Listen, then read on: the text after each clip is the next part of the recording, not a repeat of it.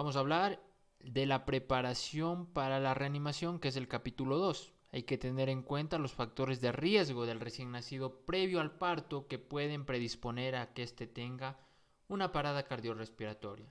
Pero los factores de riesgo no son solo previos al parto, sino que también se pueden dar durante el parto.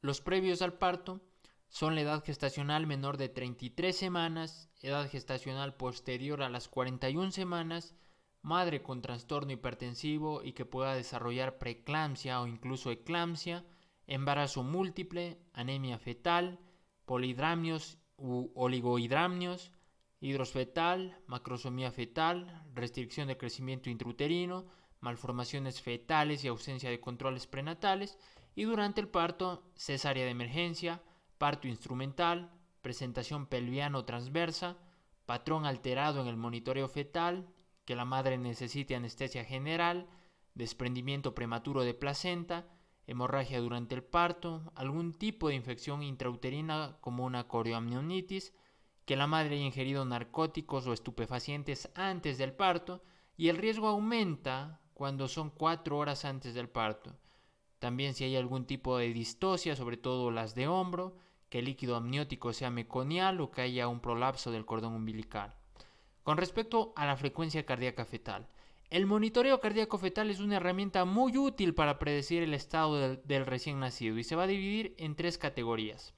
La categoría 1 es un estado normal, en cuyo caso estaremos ante un recién nacido con estado de ácido base dentro de la normalidad, con frecuencia cardíaca normal, que tenga variabilidad adecuada, que no haya ningún tipo de desaceleraciones. En este caso esperamos recibir un recién nacido fuerte, vigoroso, con un buen tono muscular y un buen esfuerzo respiratorio. En la categoría 2 es indeterminado, en el cual le vemos alguna alteración, como por ejemplo que la variabilidad no es tan buena o una alteración que no nos deja estar tranquilos. Este va a requerir evaluación posterior y continua, es decir, no hay que confiarse. Y en la categoría 3 es totalmente anormal, sobre todo en el que ya hay desaceleraciones. Este nos indica que hay un estado ácido-base anormal y que la madre y el recién nacido requieran una atención inmediata. Hablemos de las 4 preguntas claves de las que hablábamos en el capítulo 1. Estas 4 preguntas son las que nos permitirán identificar factores de riesgo perinatales de manera rápida. Estas preguntas hay que realizarlas al personal de ginecobstetricia y estas preguntas son las siguientes. ¿Cuál es la edad gestacional del recién nacido que esperamos? Esto nos indicará si hay riesgo de prematuridad o si es postérmino. ¿El líquido amniótico es claro o hay presencia de algún tinte meconial o es de color vinoso, en cuyo caso nos indicará un desprendimiento de placenta, o si es de un olor fétido oscuro el color del líquido amniótico, en cuyo caso estaremos ante una infección intrauterina? ¿Cuántos bebés esperamos? Esto para preparar al personal y la cantidad de personas que recibirá al recién nacido. Y la última pregunta, si hay algún factor de riesgo adicional. Con respecto al personal de reanimación, si tenemos un parto a término sin factores de riesgo, con monitoreo adecuado categoría 1, mínimo necesitamos un individuo que esté totalmente capacitado en primeros pasos de atención al recién nacido, ventilación a presión positiva, intubación endotraqueal, compresiones torácicas, colocación de accesos vasculares de emergencia, administración de medicamentos, uno por cada parto. Pero si en este parto hay factores de riesgo, se necesitará mínimo 2 individuos. Y si sabemos que el recién nacido va a requerir reanimación compleja, necesitaremos mínimo 4 individuos, porque el primero, que va a ser el más capacitado, con más entrenamiento, va a ser el líder. Se necesitará un segundo reanimador para manejar la vía aérea, un tercero para las compresiones torácicas y un cuarto para administración de medicamentos.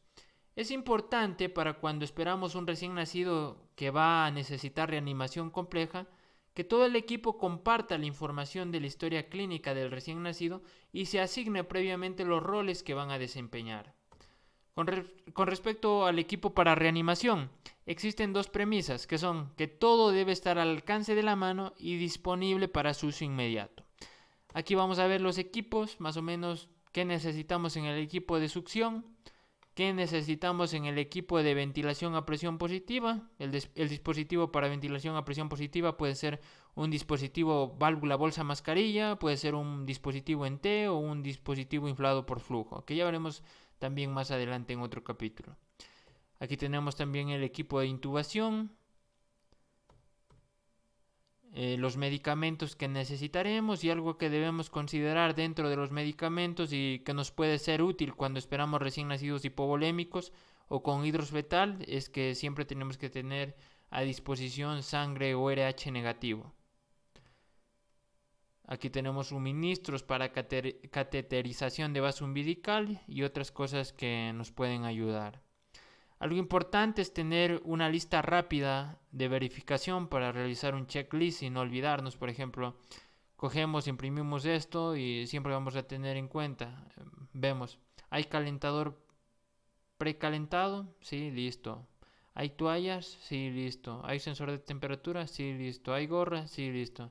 Y así no nos olvidaremos de cada cosa que necesitamos.